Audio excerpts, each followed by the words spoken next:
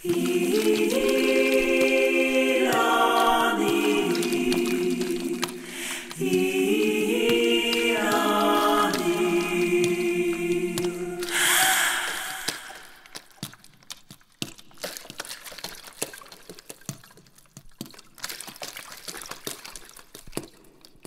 dans les auteurs qui ont pu marquer mon parcours d'écriture, il y a notamment Sylvie Germain, un auteur que j'ai particulièrement apprécié, sans doute parce que c'est quelqu'un qui explore la relation entre l'homme et la nature, avec aussi des excès, des manques, et que je trouve que parfois son travail a une dimension sociologique, littéraire bien sûr, mais une dimension sociologique aussi dans le sens où elle procède à des extrapolations en fait en termes de personnages, elle pousse à l'excès en fait certains personnages qui relèvent du coup de l'impossible, mais qui en même temps pourraient être du ressort de la réalité. Donc elle, effectivement, m'a beaucoup marqué dans mon parcours. C'est une écriture aussi très soignée, très fouillée. On sent l'attention de l'auteur sur la ponctuation, sur chaque mot, sur la musique des phrases. Et je pense que tout cela, effectivement, a influencé mon parcours d'écriture. Du côté des scénarios, je pense qu'il y a Laurent Godet, qui me paraît aussi très très fort du point de vue de la structuration de ses romans. J'ai eu beaucoup de bonheur à lire ses textes d'un bout à l'autre. C'est vraiment le genre de texte dont j'aimerais être l'auteur parfois. Alors sinon, dans le domaine du théâtre, il y a plein de personnages qui m'ont marqué, entre autres Pippo del Bono, qui est un artiste italien, qui a su mettre en scène des dimensions de la société, finalement avec des dimensions universelles d'ailleurs, des personnages à la fois un peu fous et tellement vrais,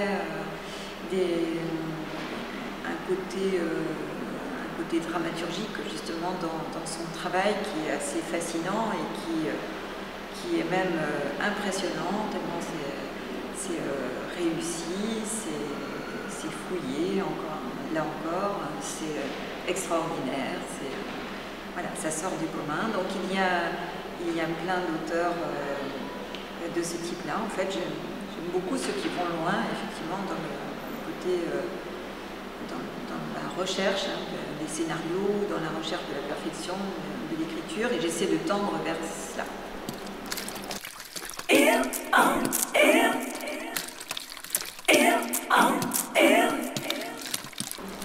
J'habite à Saint-Denis, et plus précisément sur la colline des Camélias. Je suis aussi dans une allée qui s'appelle l'allée des Myosotis, donc finalement tout cela est déjà tout en fleurs.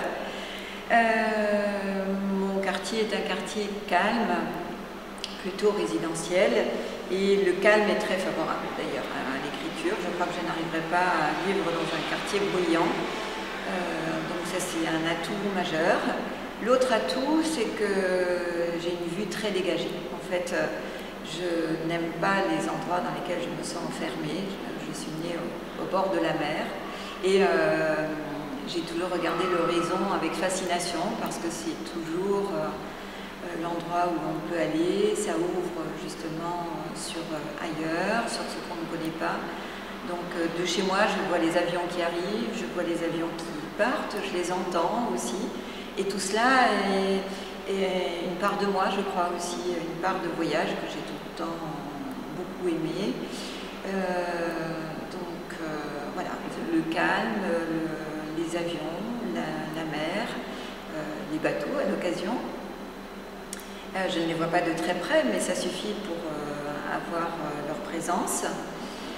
Et dans mon quartier, il y a aussi tout simplement des êtres humains que j'observe, que j'écoute, que je regarde fonctionner et qui sont parfois d'ailleurs d'excellentes sources d'inspiration pour le travail d'écriture, parce que bien évidemment il n'y a pas que son propre parcours, qui peut être prétexte à l'écriture, tout ce qui relève des histoires des autres, de ce qu'ils font, de ce qu'ils préfèrent, de ce qu'ils mettent en avant, de ce qu'ils ne font pas aussi. Tout cela est évidemment un point de départ possible, pas toujours bien évidemment, mais c'est un point de départ possible pour l'écriture. Et en dehors de cela, eh bien, effectivement, je suis un peu sur les hauteurs. Donc, je le disais précédemment, les hauteurs me donnent cette vue dégagée sur le départ, sur la Réunion aussi, sur le monde du bas, avec la ville plus bruyante en dessous, mais une ville qui néanmoins s'améliore, je trouve, de plus en plus, une ville qui a beaucoup changé aussi depuis que je suis arrivée à La Réunion, avec des quartiers qui changent, des rénovations de toutes parts, des routes aussi, bien sûr, beaucoup de voitures, ça c'est un problème. Mais voilà, c'est à peu près l'univers dans lequel je suis. Le soir, on ne voit pas le soleil qui se couche sur Saint-Denis, c'est bien dommage. Donc, il faudrait que j'aille sur l'ouest pour cela. Et sinon, le climat dont je bénéficie est plutôt très agréable.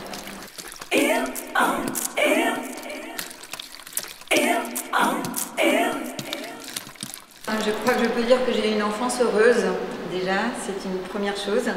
Je suis née donc dans une famille de 6 enfants en Bretagne, tout près de la mer, dans la nature aussi.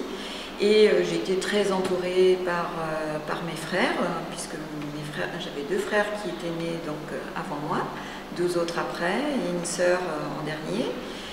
Donc une enfance heureuse, une enfance où j'ai beaucoup bougé, j'ai beaucoup joué, j'ai des souvenirs d'avoir beaucoup joué avec mes frères, à l'extérieur, d'avoir beaucoup bricolé avec eux. Je n'étais pas tellement dans le monde des poupées parce que j'ai été pendant longtemps seule fille parmi 4 garçons. Et ce qui me plaisait, c'était d'aller jouer dans les rivières, de trouver des salamandres, de faire des barrages, de créer des poussettes avec des roues récupérées, etc. Ou de descendre les côtes sans frein avec les vélos. Donc c'était assez intrépide. Et donc oui, pas très reposant, je pense. Peut-être pas très reposant non plus pour ma maman particulièrement, parce que je pense qu'elle attendait peut-être de moi que je sois une fille un peu plus conforme à son idéal de fille. Et par exemple, quand j'étais petite, elle souhaitait tout le temps bien m'habiller, me faire des coiffures dont moi je n'avais pas grand chose à faire, et je me souviens avoir boudé très souvent parce qu'elle me faisait des couettes ou des choses comme ça dont j'avais horreur, et qu'en même temps elle retrouvait sans doute dans cette image l'image de la fille qu'elle pensait avoir créée sans doute.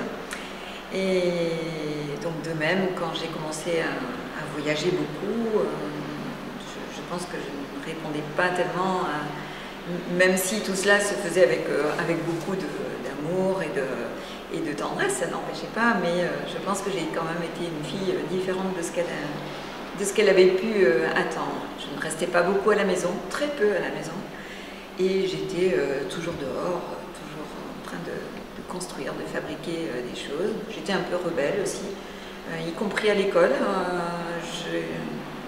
Je n'en ai pas souvenir, mais je sais que ma première entrée dans l'école a été un peu fracassante, puisque j'ai passé, je crois, 3 à 4 jours à sauter sur les tables, à passer en dessous, au-dessus, etc., à ne pas vouloir m'asseoir.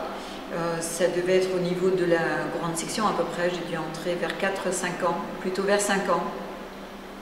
Et sans doute habituée à l'extérieur, je ne suis pas restée assise en fait. Je ne devais pas comprendre ce monde où on restait assis et où il fallait se conformer à ce qui était attendu là de nouveau dans un cadre scolaire que je découvrais en tant que jeune élève.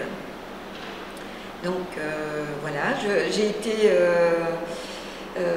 toujours fascinée, j'ai été élevée aussi entre, je le disais tout à l'heure, entre la mer et la campagne. Mon école, par exemple, était une école très très mixte sur le plan social aussi. Et ça, je crois que j'en ai gardé vraiment beaucoup d'excellents souvenirs. Et ça a d'ailleurs nourri aussi mon écriture. J'ai un recueil de nouvelles qui se passe dans un bar où j'allais à l'occasion, bien sûr plus tard, où j'allais à l'occasion avec mes parents quand ça s'y prêtait. Et c'était un café, c'est pas un bar, un café au bord d'un port, enfin dans un port, où se retrouvaient aussi bien le directeur de l'école que l'agriculteur, que le pêcheur, que le notaire, etc. Donc j'ai toujours beaucoup aimé ces endroits où finalement tous les mondes pouvaient se retrouver en un même lieu et pouvaient d'ailleurs, du fait de ce même lieu, en prenant un verre ensemble, pouvaient aussi beaucoup mieux se comprendre.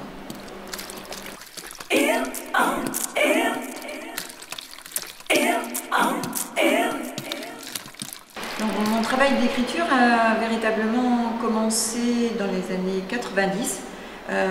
En fait, il commence véritablement avec mon arrivée à La Réunion. Sans doute parce que dans des moments particuliers comme cela, je crois qu'il est important et sans doute nécessaire d'ailleurs de se pencher un peu sur soi et de savoir finalement quelles sont ses passions. Parce que d'un coup, la famille, la grande famille en tout cas, les frères, les sœurs, les parents, la famille n'est plus là. Les habitudes dans lesquelles j'étais en Bretagne n'étaient plus là non plus. Et donc l'arrivée à La Réunion oblige effectivement à se reconstruire ou à se construire tout simplement un monde. Et l'écriture a trouvé place dans ce monde-là.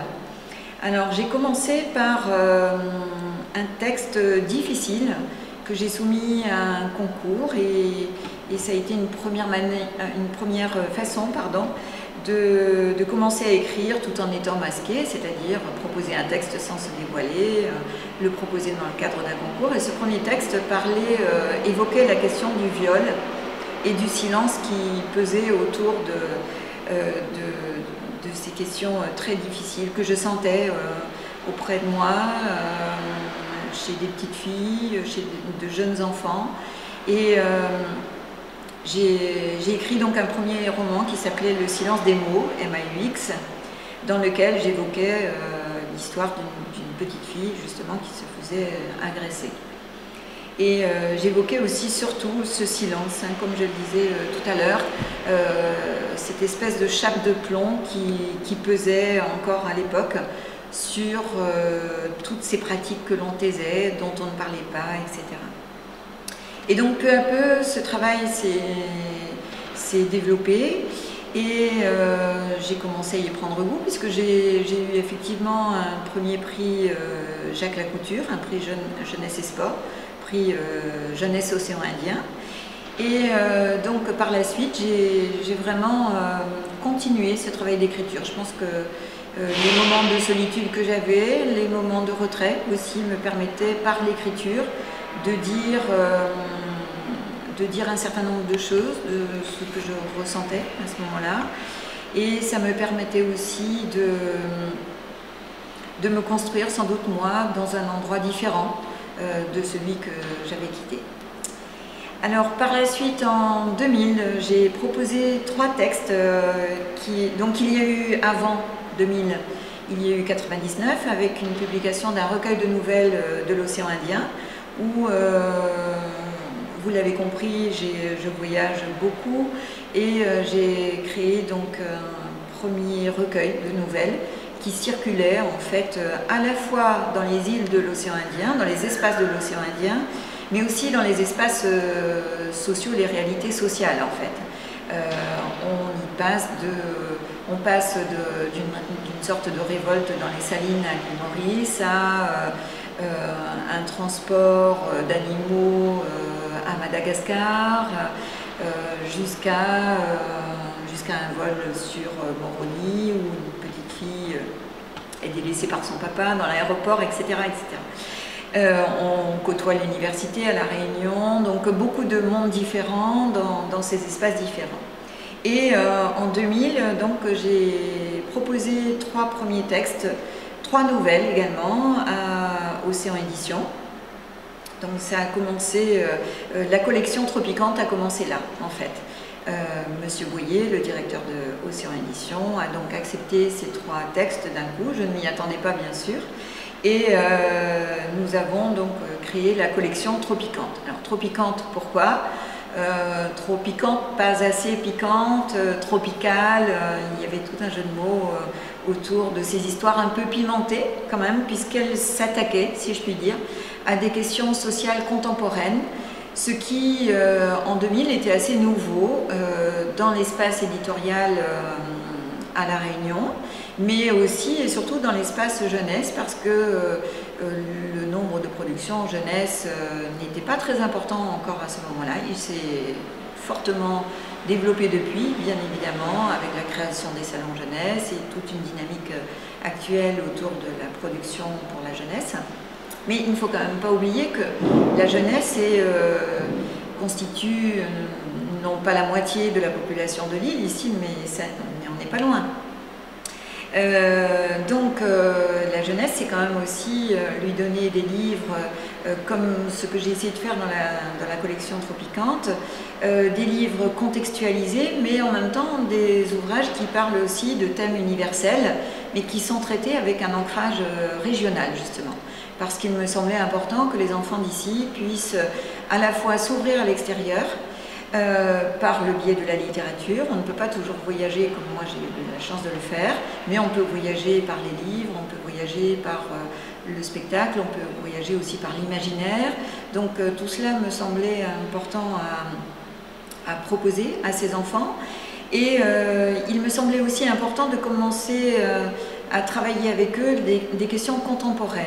On avait beaucoup travaillé la dimension du passé à La Réunion.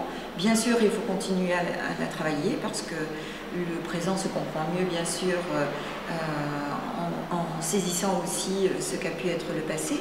Mais il me semblait aussi important d'aborder avec les enfants, pour les enfants, les questions sociales qui les touchent actuellement. Parce que les enfants sont des acteurs sociaux fortement impliqués dans la société, qui ne les épargnent pas. Et donc cette collection, qui comporte actuellement 13 titres, se veut être finalement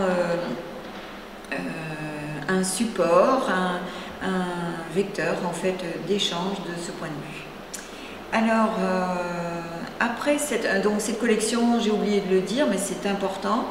Elle est illustrée et elle est illustrée non pas par des illustrateurs pour la jeunesse, mais par des artistes professionnels qui pour la plupart sont à La Réunion et à qui je demande au moins une fois de mettre leur talent au service des enfants. Aussi pour la raison suivante, c'est parce que les enfants n'ont pas tous l'occasion de faire des galeries, comme j'ai la chance de pouvoir le faire. Ils n'ont pas tous l'occasion de voir des œuvres et donc j'ai essayé de solliciter ces artistes pour que dans un ouvrage, eh bien, ils proposent aux enfants d'accéder non pas à des illustrations faites pour eux, mais véritablement à leur travail d'artiste.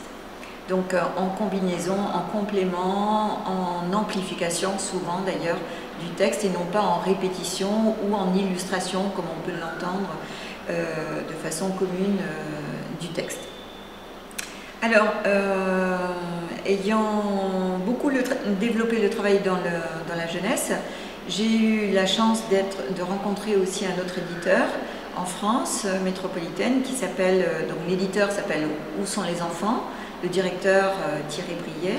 Et là, c'est un autre bonheur en fait de travail d'équipe, de construction des ouvrages, puisque cette fois, l'éditeur a souhaité consacrer son travail au développement de la photographie dans le livre pour la jeunesse. Et donc c'est tout un autre travail très complémentaire de ce que j'ai pu faire auparavant.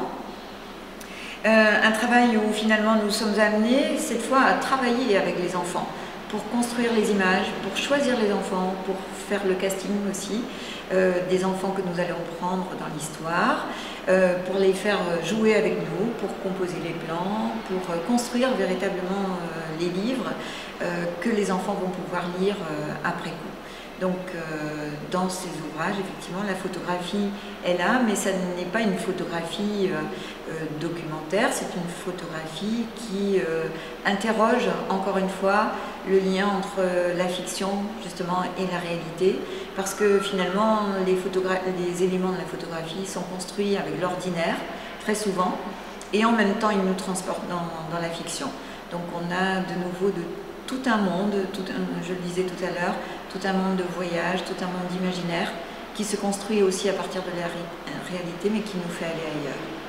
Et pour finir, il y a maintenant une nouvelle aventure qui commence avec une autre maison d'édition qui s'appelle La Cheminante, dirigée donc par une femme qui s'appelle Sylvie Caminade et qui a beaucoup cheminé, elle aussi, à travers le monde, un peu comme je le fais. Nous nous sommes rencontrés à La Réunion et finalement c'est à Dakar que nous avons eu la chance de construire ce projet de livre. Le hasard a fait que nous nous sommes rencontrés à Dakar, c'est quand même assez étonnant. Et donc à Dakar, nous avons mis sur pied finalement cette naissance pour elle, c'est elle bien sûr qui a mis sur pied la naissance de sa maison d'édition, mais ça tombait au même moment que la naissance de mon roman, la naissance potentielle en tout cas. Donc Le raccommodeur de poussière est un roman qui nous fait aller de l'Italie, de la Sicile, après un tremblement de terre, avec un personnage qui fuit l'Italie, qui fuit le tremblement de terre qui a beaucoup détruit les siens, son environnement proche, et qui le détruit aussi lui-même bien sûr. Et il arrive à Madagascar en pensant peut-être faire de nouvelles choses, en pensant se raccommoder sans doute lui-même, en pensant peut-être raccommoder les poussières qui sont chez les autres. Et donc je ne vais pas dévoiler bien sûr la fin de ce roman, mais c'est un texte qui est un texte à deux voix d'ailleurs.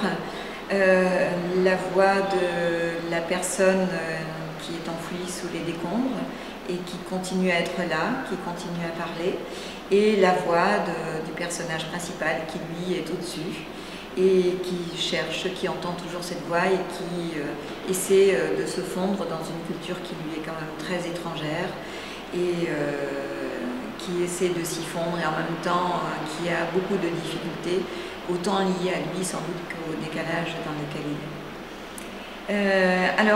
Il y a d'autres projets qui sont en cours.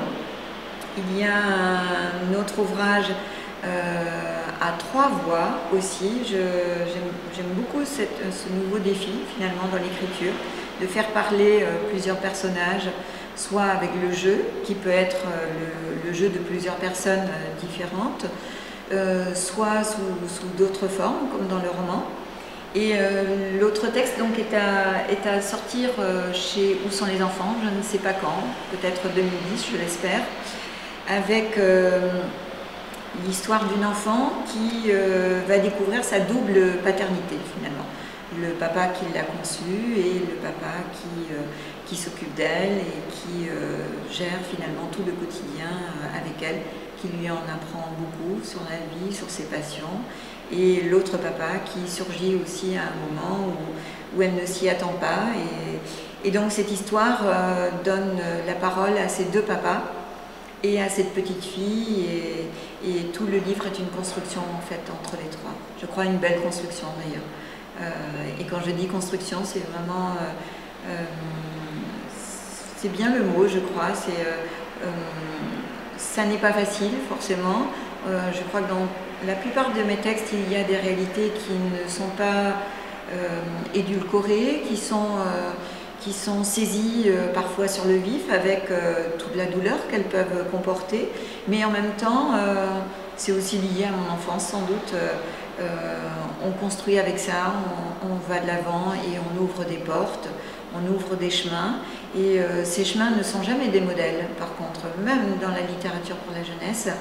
Ce sont des chemins qu'il faut, ou des solutions, ce sont des portes qu'il faut explorer, non pas comme des modèles, je le répète bien encore, mais plutôt comme des possibles qu'il faut sans doute confronter avec d'autres auteurs, et il y en a assez qui sont suffisamment bons pour qu'on les propose aussi aux enfants et aux adultes, de façon à ce que chacun puisse réfléchir et se construire soi-même avec tout cela.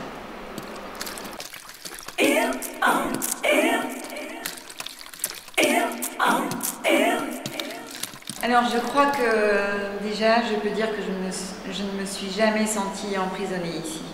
D'une part, bien sûr c'est une île, mais d'une part parce que le monde que nous avons ici à La Réunion est tellement riche de culture, de diversité, d'hétérogénéité que pour moi c'est impossible de se sentir enfermé, parce que justement c'est tout l'inverse ici. C'est une ouverture très grande et même si je me trouve sur une île, je n'ai jamais non plus senti cet enfermement. D'abord, je me sens foncièrement dans l'océan Indien, ici, et pas uniquement à La Réunion. Et je crois que ça se sent dans mon travail. J'ai commencé par ce recueil de nouvelles sur l'océan Indien. La collection Tropicante est aussi inscrite dans les espaces insulaires et l'océan Indien. Donc j'ai beaucoup circulé entre Madagascar, Maurice, les Seychelles, Mayotte et finalement quand on se sent un peu enfermé ici, certes j'ai la chance, je l'ai dit, de pouvoir beaucoup voyager, mais en même temps, si je ne pouvais pas voyager, je crois que ça ne serait pas véritablement un problème. J'ai l'écriture aussi pour m'échapper, j'ai tout l'accès à la culture, aux livres, donc je crois que l'enfermement, quand on le ressent, c'est aussi celui qu'on se crée. En tout cas, c'est mon point de vue. Alors, il me semble que justement le fait peut-être d'être sur un espace insulaire oblige encore plus qu'ailleurs à être finalement en curiosité de ce qui se passe aussi à l'extérieur. Sur le terrain professionnel, j'ai eu l'occasion de m'en rendre compte. Donc, moi, je travaille aussi à l'université en tant qu'ethnosociologue du côté de l'éducation, de la formation et de la santé. Et j'ai toujours de la même façon ressenti justement ma présence à La Réunion comme finalement relevant presque d'une possibilité de laboratoire vivant en fait en permanence, bouillonnant même, qui ne m'a jamais donné non plus cette sensation d'enfermement. Donc bien sûr je reste attachée aux îles. En Bretagne il y en avait aussi autour de moi. J'ai toujours aimé ces endroits parce qu'en même temps ils sont petits. Leur ceinture c'est la mer, donc on voit la mer partout, et je l'ai dit, je suis née au bord de la mer, donc j'ai beaucoup de mal à me passer de la mer, donc bien évidemment ici je suis bien. Cette présence donc tout autour ne m'enferme pas, au contraire, on peut aussi sortir d'une île par bateau, par avion. C'est vrai que l'inconvénient ici c'est quand même de toujours devoir sortir par avion, c'est coûteux, parfois il faut l'organiser à l'avance, ça c'est vrai. Mais en même temps, j'ai eu l'occasion de voir sur des continents des gens très enfermés dans des espaces très vastes.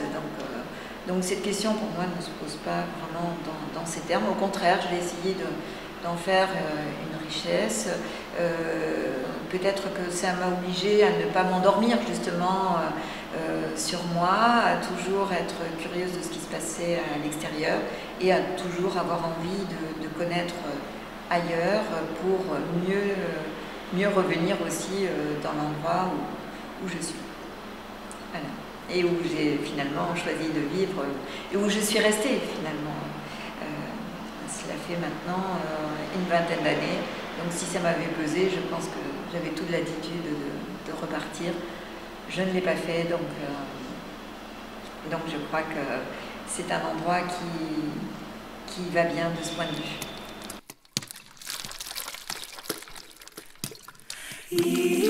vue.